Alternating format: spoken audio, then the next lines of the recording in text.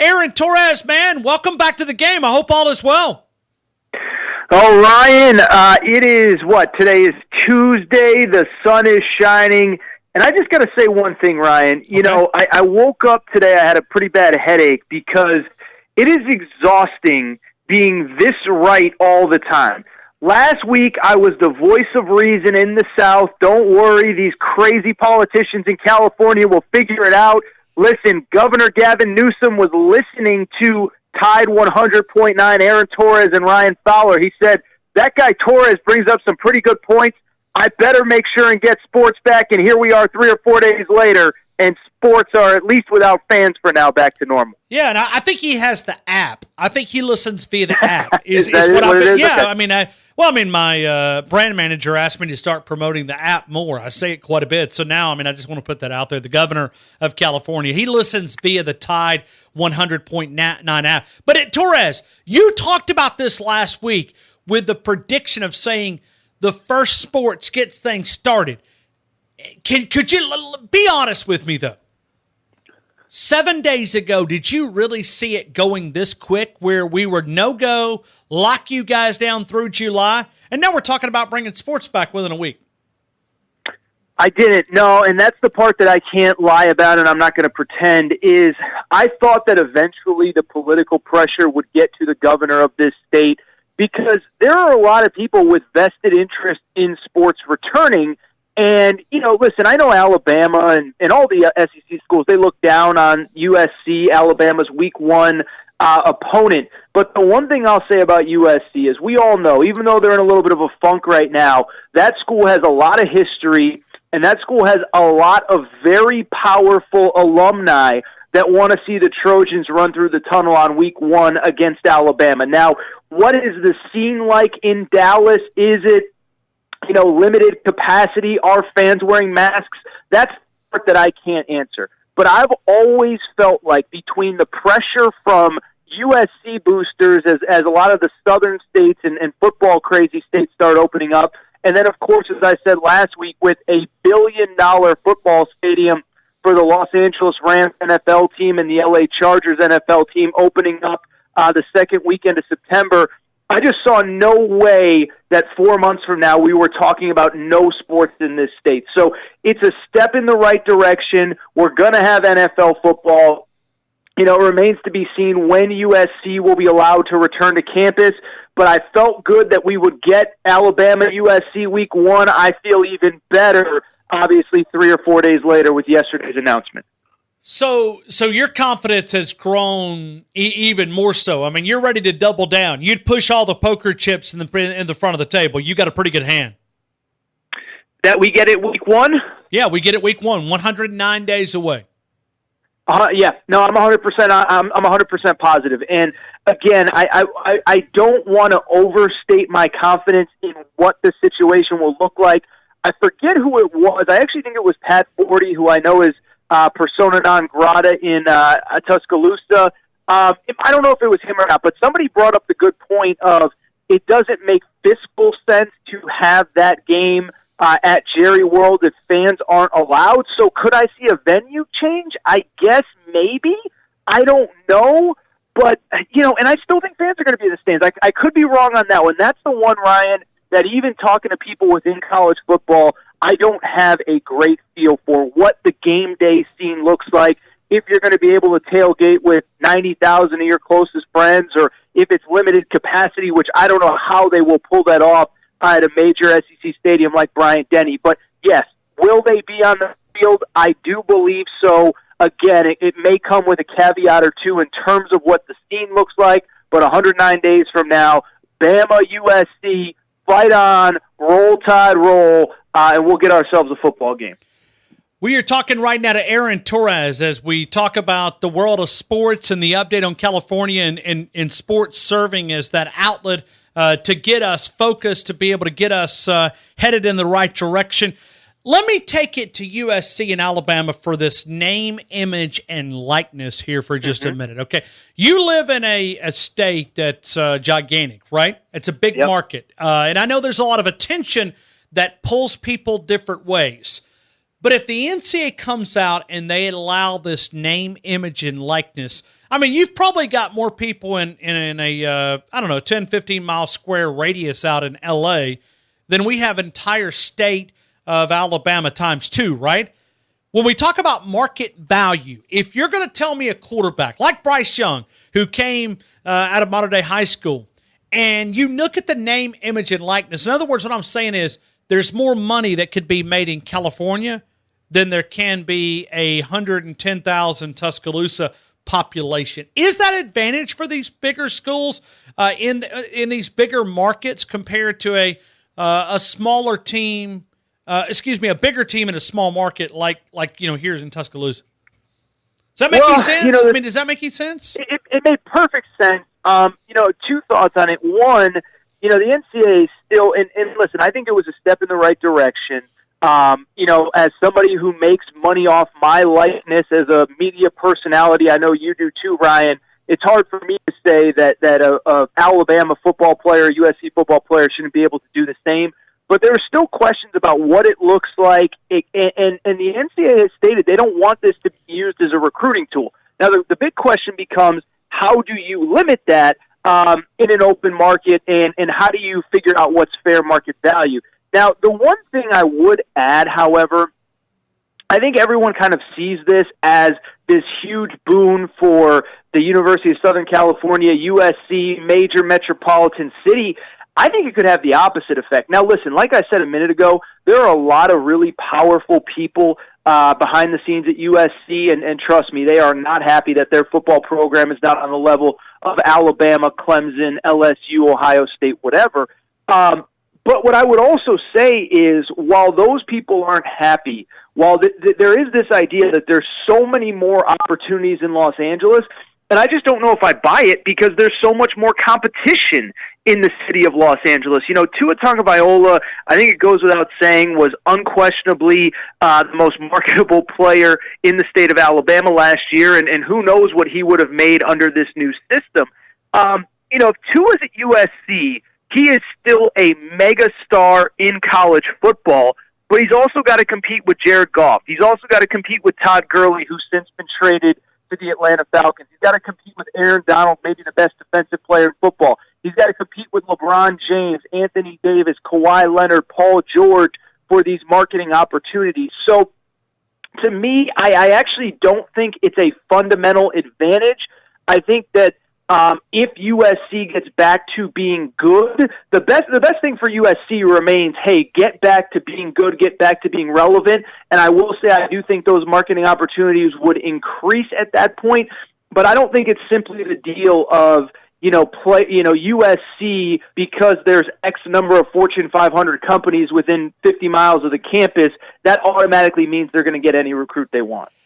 Aaron Torres, you cover both sports, the big one, football and basketball, from a standpoint of revenue and attention. We're talking about a transfer rule, and the Student Advisory Committee, which is made up of student athletes all across different sports, it's another committee that the NCAA looks for attention, right? I mean, it's an advisory committee, and they kind of get the feedback. I don't really know how much weight they really carry, but they have pushed this conversation forward. Do you think we're at this transfer rule that this thing will be implemented? And I'm talking about immediate eligibility. That's one of the discussion points. The advisory committee has pushed it in that direction. There was a committee a couple of weeks ago, pushed it again. You got to go through all these different hoops. But do you think we're going to have this immediate eligibility rule in college sports very, very soon? I do, and I don't really like it, Ryan. Yeah, my stance has always been, I believe that if the coach that recruits you, the head coach that recruits you leaves, you should be allowed to transfer as long as he's not recruiting you basically to his next school. So if, what's a hypothetical here? I can't even think. If Kevin Sumlin gets fired at Texas A&M and goes to Arizona, he can't just recruit the whole Texas A&M roster to Arizona. The reason I bring it up, I don't like it, and I think because I've covered both sports, I think that I have a little bit of a different perspective on it, and I think from the football perspective, I think it's an important one, is that in college basketball right now, one of the biggest issues that we have is tampering. And so for people who don't understand what tampering is, it's essentially saying, hey, Najee Harris, obviously I know Najee Harris was phenomenal last season, but, a couple of years ago, he was a backup as a true freshman, right? And what happens in basketball is essentially this. A kid's riding the bench. A kid isn't playing as much as he thought.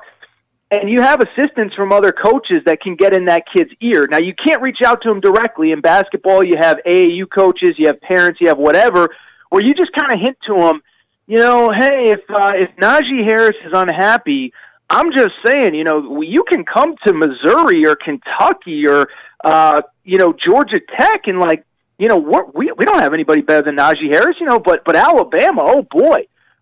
And I don't think we have as much of that in football right now. But in basketball, it's a huge problem. I reported this year. I got a lot of pushback on it. But there was a kid at Kentucky named Emmanuel Quickly on the basketball side. He ended up winning SEC Player of the Year as a sophomore this year, Ryan. And he was a kid that I'm positive, with 100% certainty, that after his freshman year, people reached out to the people close to him and just said, if he's not happy in Kentucky, I'm not saying we're recruiting him, but, he definitely get some minutes here. And if that kid wasn't so strong-minded and strong-willed, he might have taken advantage of that opportunity. He would have never been a SEC Player of the Year. And obviously, he now has entered the NBA draft, and his life has changed forever in the positive. And so I do worry if we get the one-time transfer rule, that starts to trickle down to football. And you talk to college basketball coaches at this time of year, they tell you their biggest priority, Ryan, is re-recruiting their roster. In other words, making sure that the players already on their roster know how much the coaching staff loves them and wants them around. Can only imagine what it would be like with 85 scholarship athletes in football. So to answer your question, yes, I think it happens next offseason. I myself am personally not in favor of it. I would be in favor if the coach that brought you to campus got fired, though. Well, I mean, you look at it. Let's take it from an Alabama perspective. I know you use Najee Harris, but let's look at it from the other side, from a linebacker perspective. We lost both of our starting linebackers in August fall camp prior to the first game. Alabama hangs a shingle out, a classified ad. Hey, we're looking for a linebacker, and you're looking at a team that might win 3 or 4 football games, and you're the starter, and you're going, hey, you know what? I could transfer to Alabama and go compete for a national title. And if you have immediate eligibility with no date limits, that's going to be mass chaos for college football, because it's really not fair for that school that invested all that money to train that particular athlete to go, you know what? I'm out of here. Forget you. I know I was with my team, but I'm going to Alabama to win a national title. Well, and that's the other big point, too, is that essentially, the smaller programs, a group of 5 in football, we call them mid-majors in basketball, they essentially become a breeding ground for the high majors. And for a place like Alabama, maybe that's not so bad. But, I'm just trying to think of the right way to put it. It's not so bad, but it is going to be the new reality. Ryan, I've had people tell me from the basketball perspective, I think with football it'd be a little bit different with 85 scholarship players, but I've had people in basketball tell me that they think 3-4 years down the road, if we pass this one-time transfer rule, they don't even think they think there will be some programs in major college basketball that no longer bother recruiting high school players, because you start recruiting a high school player as sophomore, junior year, you spend 3 years, you're not sure if you're going to get him. You do get him. He gets to campus. He's a little bit undersized or needs to add weight. He's not the first time away from home. Why am I going to bother that kid when I can just, I'm Alabama and I play McNeese State or I play UAB the opener of the season, and I see, hey, that junior that they got is pretty good. I think he could play at my level. I'm not going to recruit him, but I'll figure out who is kind of in his ear, and I'll just let him know, hey, if he wants to come play at Alabama, go ahead. And so it's really interesting that you look at it from that perspective, Ryan, because, Alabama is a school that in theory could benefit a lot from this, could very easily plug holes. But that's another big question, both with the basketball and the football perspective, is do mid-major group of 5 programs just essentially become the minor leagues, the developmental place where where other players go, get developed. A coach does a good job identifying them in high school, and then in Alabama, a Clemson, and Ohio State just comes and plucks them. To wrap this up, Brian, what I would say really quick is the phrase you used was mass chaos, and I think it works both ways.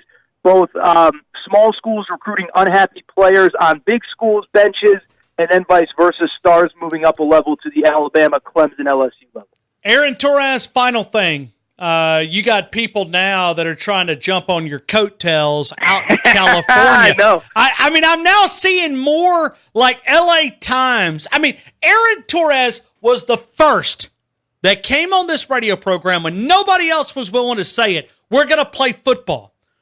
I mean, how does it and now I'm more confident of that ever. I mean, I think we're pushing this thing in that direction. And, wow. I mean, now you got a lot of company. I mean, you were lonely last week.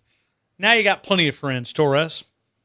Yeah. No, I've seen a lot of people kind of jump ship from the world is ending, the sky is falling, all that stuff. And what I would go back to is very simply this: it's what I said last week, Ryan. I understand, for people that are still stuck at home. I know a lot of people probably listening on the app, on the radio, aren't in their cars, can't get out of their house, whatever. And it's tough when that news scroll comes across every day with the number of new infections and the number of deaths. It's tough to stay optimistic. But I think that, unfortunately, the news doesn't report all the facts. And, the facts are skewing into the world getting back to a normal place. And I hope people don't mind me going medical here. I'm not stating any opinions. These are all facts. Is that, testing is way up.